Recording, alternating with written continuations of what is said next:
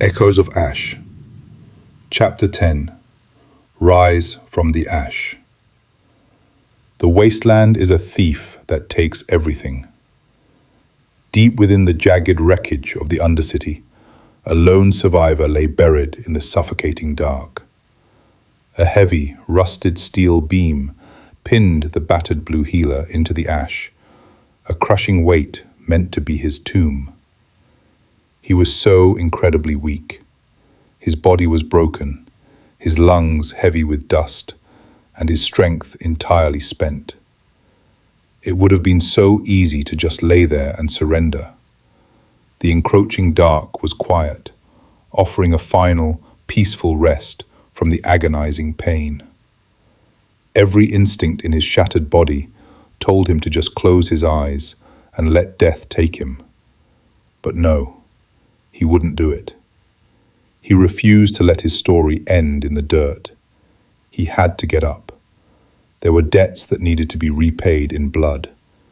He would not allow himself to die in this miserable way, not before the ones who did this looked him in the eyes, not before his vengeance was truly and finally sated.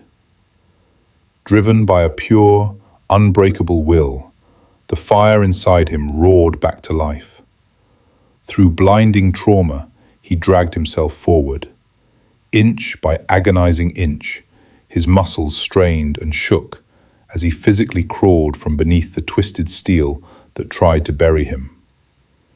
He wandered alone through the cold, pipe-choked labyrinth, the blood on his paws marking a trail of absolute, devastating loss. He stood atop the skeletal remains of the old world, a single red flare illuminating the graveyard of metal. A solitary tear cut through the grime on his snout as he looked out over the endless grey. But as the cold wind howled, the sorrow in his chest began to harden. The grief morphed into a deep, guttural snarl that vibrated through the rubble. He bared his blood-stained teeth against the shadows, his eyes burning with a fierce, unstoppable fury. They killed his master. They killed his friends. They destroyed his home. But you can't keep a good dog down. And now he's angry.